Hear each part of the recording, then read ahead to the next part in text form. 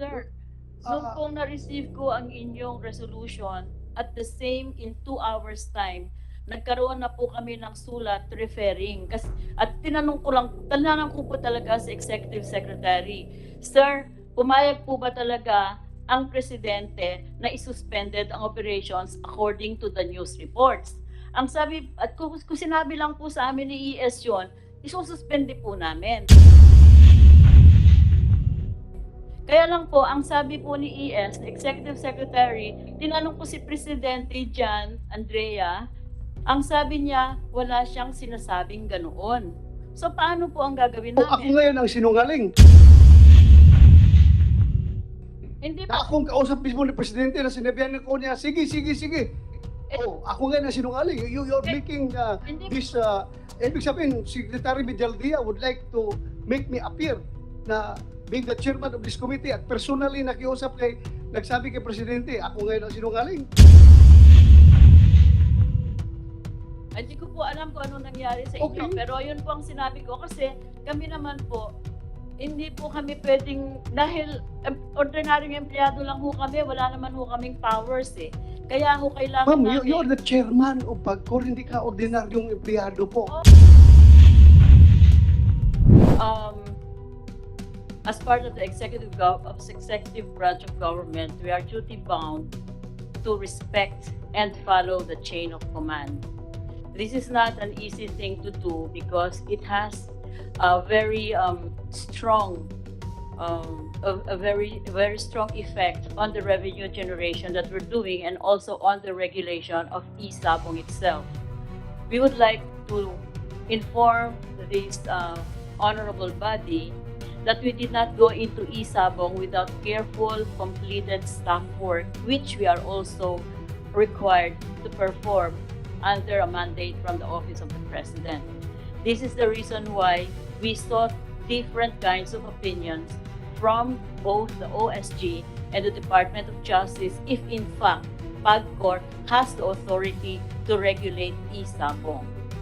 And this has been in discussions in 2018, and in 2020 during the pandemic, the President received a lot of reports on the billions of money being generated by e-sabong without regulation and therefore without benefit to the government and to the public. Thus, we proposed that in discussion with the Executive Secretary, we proposed that we seek a final opinion from the Department of Justice on whether PAGCOR has the authority to regulate e-sabong, and we have then received in January 2021 the opinion of the DOJ saying that PAGCOR does have the authority to regulate e-sabong. But going further than that, we requested the Office of the President and the President to please recognize, therefore, this authority issued by the DOJ for us to be able to regulate e-sabong. And in February 2021, the President issued a letter through the Executive Secretary recognizing the authority of PAGCOR to regulate e-sabong. So we started, it's a new product, and in all, we would like to admit that the system is not perfect because we had 2 months, 3 months to be able to do that because of the urgency of the matter of proliferation of e-sabong and then not being able to collect any revenues from it and not being able to regulate it, which includes responsible gaming, a prevention of banned personalities like minors from engaging in e-sabong. And for that, we had 3 months to do that since the applications have started to come in. The problem was that we admit that it's not perfect and there's an ongoing scrutiny and ongoing analysis of all of our systems and procedures and policies, and all of these things have to be done simultaneously with doing our job of regulation. The reason why we also, although we do respect and we do we respect the resolution from 24 senators for us to suspend immediately Isabong operations, we also have to do an analysis or completed staff work on what the repercussions of this would be, not only on the loss of revenues, but also on the Office of the President and of PAGCOR. The thing is, there is a serious loss of revenue. For last year, the average since May, April, the average revenue that was generated from this, from Isabong was about 400 million pesos. But this year, in January, it was 640 million pesos a month. There was an incident where in the former administrations, in one of the former administrations, the president ordered the Bureau of Immigration commissioners to reduce the amount being levied aliens on the I-card which they have to purchase. And then therefore, the commissioners immediately implemented this mandate from the president. And thereafter, COA disapproved and disallowed the reduction. And about 3 or 4 years ago, I talked to one of the associate commissioners, and he said that he now owes the government billions of pesos because he and the other commissioners were being charged the difference between the original price and the deducted price that they implemented upon order of the president. In PAGCOR, therefore, we stand to the peril of having to pay 640 million pesos a month while we suspended the operations without a clear and legal basis. We are all emotional here. I do condole with everybody who suffered from this. But we also have to look into the repercussions of this because loss of revenue committed by us, because when you urge us, you actually give us the responsibility of using our own discretion to implement the sense of the Senate. So therefore, in the final analysis, it would be PAGCOR who would be responsible for the decision. Second, we are under contractual obligations with our licensees. Having been recognized by the President and authorized to regulate Isabong, we therefore went into a contractual agreement with them while issuing them a license. They have to pay 2.5 million for the license, put up 75 million cash performance fund, and they are mandated to pay 75 million minimum guarantee fee every month. And in return, they will be regulated while being allowed to operate in the Isabong. So with that, we still stand the chance of being charged in court for damages for breaching our contract with them and not following our legal obligations with them, contractual obligations. So you see, Your Honors, while we do really want to solve this problem of missing persons, PAGCOR is a civilian government corporation that is not empowered and does not have the authority that the law enforcement agencies have. Neither do we have the authority to conduct criminal investigation, nor the capability to do so. This is where we stand now. We do not want not to implement what you are urging us to do. However, we are in such a very difficult position because of the different authorizations we have. And this is such an important matter that it could yield 7 billion pesos in a year this year that would help government with its health problems and economic problems that we on our own can decide, particularly in this time. We were actually given the authority and the recognition by the Office of the President. So I do not know how to solve these problems, Your Honor. Okay. We take Mr. note. President. But lastly, sir, Yeah. we do recognize and we do accept that there are deficiencies in our system. And like in all new products and all new systems, we are continually reviewing this and refining this. And in fact, that before this controversy came out, we already have several recommendations from the Vice President of e-gaming on how we can improve our regulation. Thank you very much. Mr. Thank you, President. ma'am. Before I recognize the Senate President, then Senator Poe, I just would like to respond to the statement of Mrs. Andrea Domingo. Alam mo, ma'am, magdiretsahan tayo dito. Ano bang mas mahalaga sa'yo? Yung pera na kinikita ninyo o yung buhay ng 34 na tao nawawala? Mahalaga po ang buhay ng kahit isang tao lamang. Okay, so O, kung mahalaga kaya yan, po, meron po tayong mga batas. Na yes, you have explained that already. Alam mo, kasi nakikita ko dito, it goes without saying that kung may gusto, maraming paraan. Kung ayaw, maraming dahilan. Alam mo, we have given you the best. Ihalin tulad natin ang situation natin dito ngayon sa isang basketball game.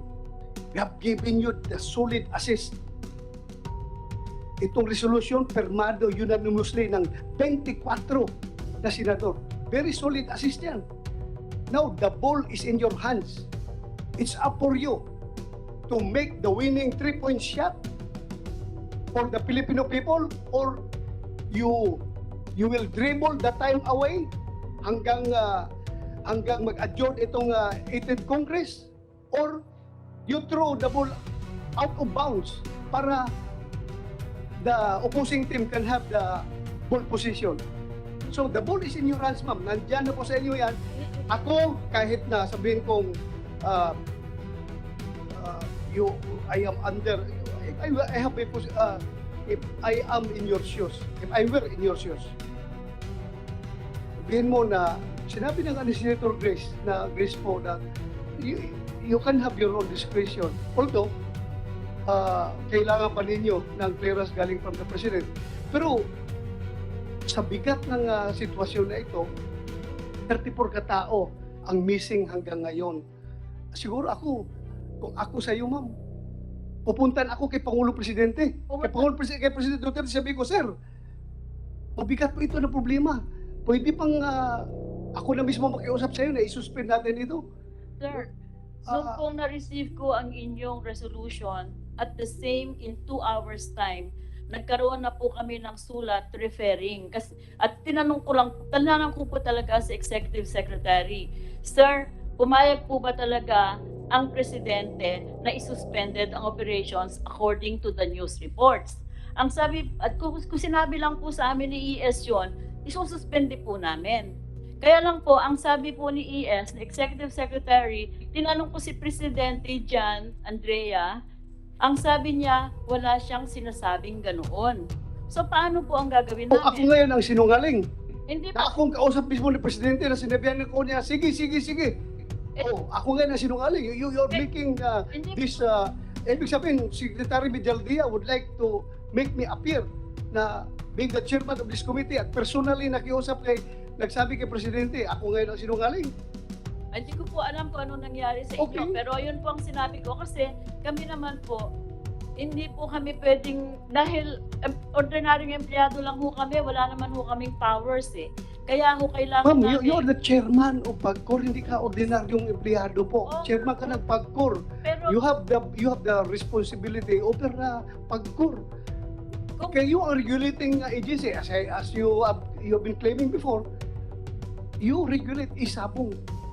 Kayo nag-regulate ng isabong. Kaya ang problema nandito ngayon sa isabong, so we are expecting also that gawin rin niyo yung papel. kung babasahin ninyo yung DOJ opinion, yung isabong po, dinivide po talaga yan ng dalawa. Yun pong sabong, traditional sabong, na full ang jurisdiction ng LGU kung saan naggagawa ang laro. Yung Na-explain na yan. Na-explain na yan ng yung representative last time. This committee is fully aware of that mechanics ng isabong. So alam na po namin yan. So, Sa amin lang is yung corresponding action ninyo to our Senate resolution. Therefore say that now you are not only urging PAGCOR, but you are commanding PAGCOR to suspend. No, Kasi- paano kami magkukuman sa inyo? We are, Kasi you are under the executive branch of government. We are here in the nga po eh. Congress is, we are co-equal branch of government. Because there's a difference between urging and ordering us. When you say urging, sinasabi nyo discretion namin. Pag po discretion namin, ang laki po ng sagutin namin sa COA at sa korte. Kaya nga sinasabi ko pag may gusto, maraming paraan. Kung ayaw, maraming dahilan. Kailangan pag-isipang mabuti lahat ng desisyon. Yun lang po, ma'am. Yun lang po ang sa amin. Basta-basta. Yun lang po sa amin. Sana gawan nyo ng action yan. Kasi alam nyo, pag meron pang mawawalang tao dito, dahil sa isabong, I don't know, how can we face the people kung bakit may nawawala na naman dahil sa isabong. Yun lang po sa akin, ma'am. Kung pong may mawawala pa, siguro po dapat managot na talaga ang law enforcement agency dahil sila po... Ayun na, pinapasa na natin yung problema. Pinapasa mo na naman sa law enforcement agency. Kayo nga ang may primary jurisdiction over isabong. Ngayon, ayaw niyo i-suspend.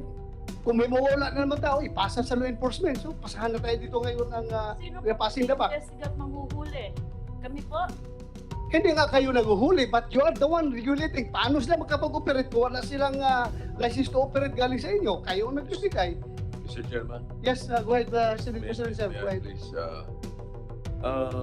The sense of the Senate is to strongly urge the PAGCOR to act to suspend. Suspend ang sinabi, hindi recall or rescind. Suspend. Ang dahilan,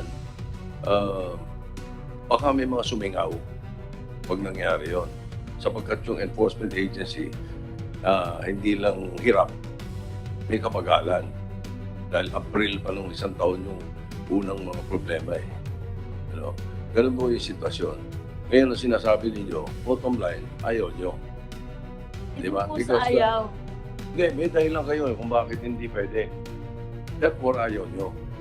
Yun lang yun The position of the Senate is strongly urge you na makisama kayo sa investigation, suspend nyo muna, tingnan nyo, may mga sisingaw dyan. Ganun yung sinasabi namin. Ganun kasimple labanan ang sinasabi nyo, ayaw nyo. Yun na yun. So, Mr. Chairman, Hindi po namin ayaw suspindihin. Kailangan lang po talaga namin ng konting proteksyon mula kay Presidente. Kasi nga po, hindi namin kayang sagutin yung gagawin ng COA at yung mga kasong pwedeng ikaso sa amin. Kasi po malaking kawalan nga ng pera, loss of revenue, may mga auditing rules po dyan at may mga contractual obligations kami. Pag po sinabi sa amin ni Presidente, sige, at least po meron kami proteksyon. Okay, ma'am. We get your point. Po namin Mr. mapapayagan lahat. Mr. President. Naintindihan namin kayo, ma'am. Naintindihan namin kayo, ma'am. Salamat po sa pag-explain. Alam ko kung nahirapan ka dyan sa situation na yan. We get your point. Senator po, you have the floor. Baka lang makatulong ito sa chairman ng PAGCOR. Ako rin po ay naging chairman ng isang ahensya noon. Ito ay MTRCB. Ngayon, meron po talagang kapangyarihan yung MTRCB. Pag nakikita namin nagkaroon ng violation ang isang network, hindi na namin nilihintay na magkaroon ng go signal ang Malacanang sapagkat ito po ay isang presidential decree na nagsasabi na yung opinion namin kung sa tingin namin ay nakakasama sa mga nanunood, pwede namin kaagad suspindihin. Tama yung sinabi ni Senator Soto. Hindi na kailangan dumaan pa sa proseso. Kaya nga, on the one hand, Ms. Domingo, sinasabi ninyo that the President recognizes your power. On the other hand, sinasabi ninyo, kailangan pa namin hintayin yung sinasabi ng Presidente. So, yung gusto ko lang pong balikan kasi itong binabanggit ninyo na 600 million per month revenue and about 7 billion pesos per year. Saan po napupunta yung pera na yan?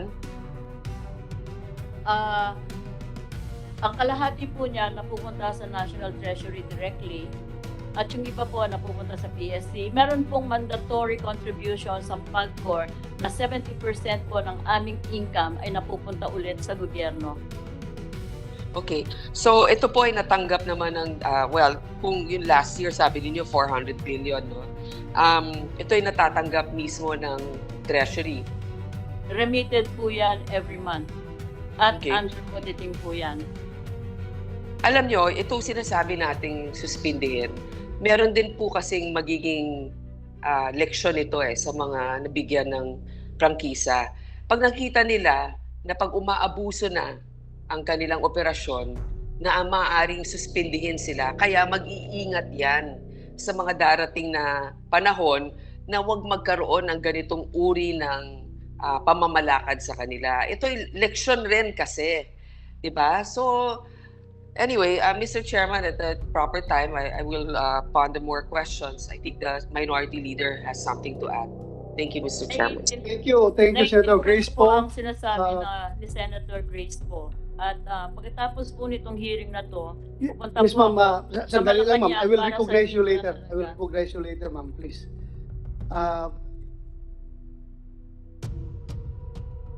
Sige ma'am, Minority Leader, mamaya I will get back to you. Tapusin mo natin si Ma'am Pagkatapos po Andrea ng Tumico. hearing na to, sir, pupunta po ako sa Malacanang. At the very least, I will meet with the Executive Secretary para alam ko na po kung ano rin ang sense ni Presidente.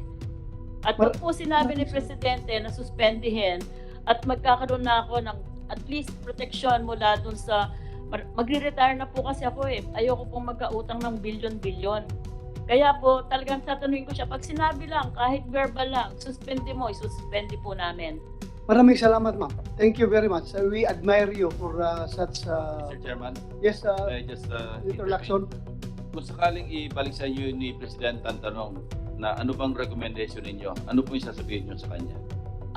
Doon po sa letter namin, sinabi na namin po yung aming concern talaga na kailangan magkaroon ng solusyon dito sa missing persons at dapat hindi na ito mangyari. Pangalawa po, sinabi rin namin yung sinabi ko sa inyo na pwedeng maging repercussions ng suspension without clear and legal basis. Kaya po, may papapasa po niya sa amin, completed staff work na rin po kami ng staff namin at alam na po namin ang different options na gagawin namin nang hindi naman po kami makukulong. Hindi po, in so many words, in short and simple language, ano po ang i-recommend nyo kung sa inyo itanong ni Presidente kung ano yung recommendation ninyo tungkol sa sense of the Senate resolution? We would like to be able to review all of our policies and regulations, and while reviewing, we might have to talk to each one of the operators to let us do our work first and let's have an interregnum in their operations. Gaano ko po katagal kaya yon? Pagka nakita ko na po yung sinabi ni Presidente, immediately, Friday, sa Monday po, makikipag-meeting kami ng isa-isa at Hindi po, i-explain gaano po namin. katagal kaya yung completed staff work na gagawin ninyo para maging definite ang recommendation nyo kay Presidente kung isususpend o hindi? Next week lang po.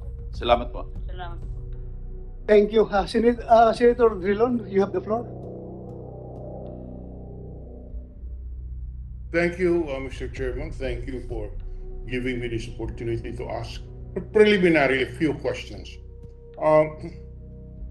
Napansin po namin na ang sinabi ng aming Pangulo ng Senado, Senator Soto, na sang-ayon doon sa sinabi ni Senator De La Rosa, pumapayag ang Pangulo na suspindihin muna yung license to operate noong Lucky 8. Ngayon, sinasabi po niyo naman na hindi ito ang sinabi sa inyo ni Secretary Mijaldea. Tama po ba yan, ma'am? Opo, sir. Ngayon, ang ibig mong sabihin, ibig ni Presidente ituloy ang operation ng Lucky 8. Wala po pa siyang sinasabi sa amin, sir, doon sa aming referral letter. Kaya nga po, sabi ko, pagkatapos po nito, pupunta ako sa Malacanang, okay, Presidente kung pwede, okay, Executive Secretary, para tanungin ko po. Yeah, but you acted on the basis of the information to you of Secretary Mijaldea. Just limiting ourselves to that information relayed to you you are of the conclusion that the President would want to continue with the operation of e-sabong? Hindi po. Ang sabi po sa akin, the Executive Medial Dia, kinausap po niya si Presidente kung pumapayag daw po si Presidente na totoo yung announcement na isuspende na. Ang sabi daw po ni Presidente, wala po siyang ganong sinabi. Kasi po, kailangan kung sinabi lang po na ano yun, isuspendido na po ngayon yan. Eh ngayon po, because of, I respect the minority floor leader because he's been in government, both executive and legislative. Alam po natin lahat na may mga given procedures na hindi po natin pwedeng i-cut pag nagtatrabaho po tayo dito sa executive. Dahil napakalaki pong issue Yes, nito, ma'am. napalaking problema, talaga pong kailangan naming i-refer, lalo na kung before, nag-usap na po si Senator Bato at ang Presidente at tinanong na ni Senator Bato na kung pwede at sinabi po niya na pumayag si Presidente even before the hearing. So, kami naman po, kailangan lang Yes. namin ng official statement para po i-implement namin kung ano ang gusto ni Presidente. Yeah, alam po natin sa ating sistema ng pamahalaan, yung pangulo natin ay siyang may supervision and control over the entire executive department, including PAGCOR. Now, that is why my question is, given what the instructions you have received from the executive secretary, the position of the president at this point is that PAGCOR, that Lucky 8, should continue to operate. Dahil sinasabi niya, huwag na munang suspindihin. Sir, kahit po ayaw kong hulaan o pangunahan si Presidente, baka po kailangan nila ng panahon na para pag-aralang mabuti kasi po hindi naman Lucky 8 lang ang pinususpende po ang buong isabong. Meron na po kaming mga letters of appeal dun sa iba na nagsasabi kung anong dahilan kung bakit sila ipapatigil since wala naman po nangyari sa kanilang jurisdictions. So siguro po kailangan lamang ni Presidente at ng Executive Secretary na pag-aralang mabuti para Okay. magkaroon naman po ng fair and just treatment. Sinabi niyo kanina, Madam Chair, na ang DOJ nagbigay ng opinion ng PAGCOR may authority to regulate e-sabong and that the Office of the President through the Executive Secretary recognize the power of PAGCOR to regulate e-sabong. Tama po ba yan? Opo sir, nandito po yung sinabit na namin po itong copies na ito sa committee. Kung mayroon po kayong kapangyarihan na maglisensya ng e-sabong, you have the power to license, and in fact you have licensed the operation of e-sabong, doesn't that authority include the authority to withdraw the license? Or at least suspend it? Opo, Isn't that part of the yes power sir. to Kasi po dun, regulate? yes sir, we have that. If So they, if you have that authority, why don't you exercise that authority? we have the power to suspend Ang hinihingi and ng Senado. even cancel. Opo sir, we have the power to suspend and even cancel licenses we issued if the licensee violated our own manual of requirements or regulatory procedures and requirements. Dito po kasi sa isabong, yung pong wala naman po silang na-violate doon sa aming agreed upon requirements from them. Kaya po, hindi namin arbitrarily na isuspinde o patigilin sila. Kasi po, meron nga po kaming obligasyon sa kanila eh. Sinabi namin, sumunod kayo dito, magbayad kayo ng proper licenses at proper fees, pwede kayong mag-operate. Doon po, ito pong suspension na to, wala po doon sa manual na, wala naman, hindi po namin na isama na kung may mawawala at maakusahan kayo, suspendido na rin. Kung sana pong na-foresee namin ito, siguro po, pwede namin gawin yon. Kaya lang po dun sa contract namin sa kanila, hindi po yun kasama eh. At saka po nangihingi lang sana kami ng clear at saka evidence po na may airing sa kanila para hindi shotgun approach ang suspension, kundi doon sa focus, doon sa guilty party na mapoprove in court na guilty. Kasi Ngayon, kung Madam hindi Chair, namin gagawin yan, Okay. Now, when you issue these licenses, did you get the clearance of Malacanang? meron po, we ask for the authority kung pwede kaming mag-issue ng license ng isabong. Kaya po Yes. binigyan kami ng sulat that they recognize the authority. Yes. We Now, report do and you, we report excuse kung me, sino ang Madam nilalayas Chair. sa Please, Yes. ma'am.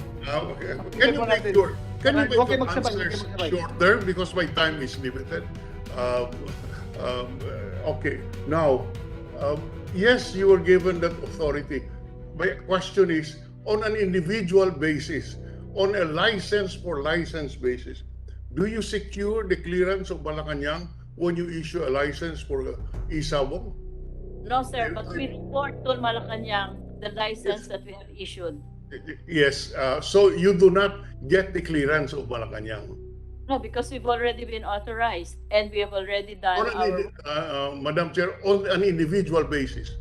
Let's say for the authority that you granted to Lucky 8, did you get an authority from Malacanang? No.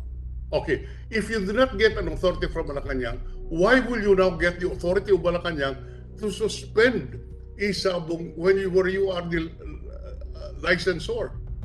Because hindi namin pwedeng based on what we have now, we cannot legally suspend kasi nga hindi kasama yon doon sa contract namin when we issued the license. Outside po yon. Ngayon Madam po, Chair, dahil ang Madam laki Chair. din ng repercussions nito, Madam hindi Chair, lamang sa revenues, kundi pati sa amin, kailangan po namin talaga ng guidance from the Office of the President.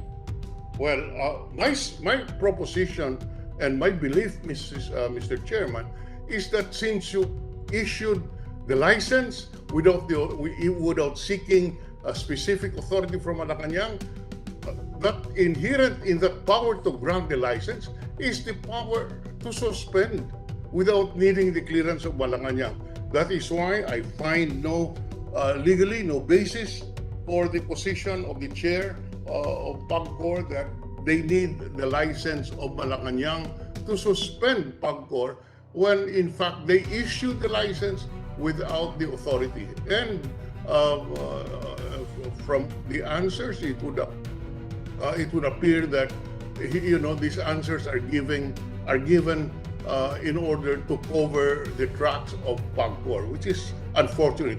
But Mr. Chair, I will suspend my interpellation at this point. I will wait on the line for the appropriate time when my turn comes. Thank you very much, Mr. Chair.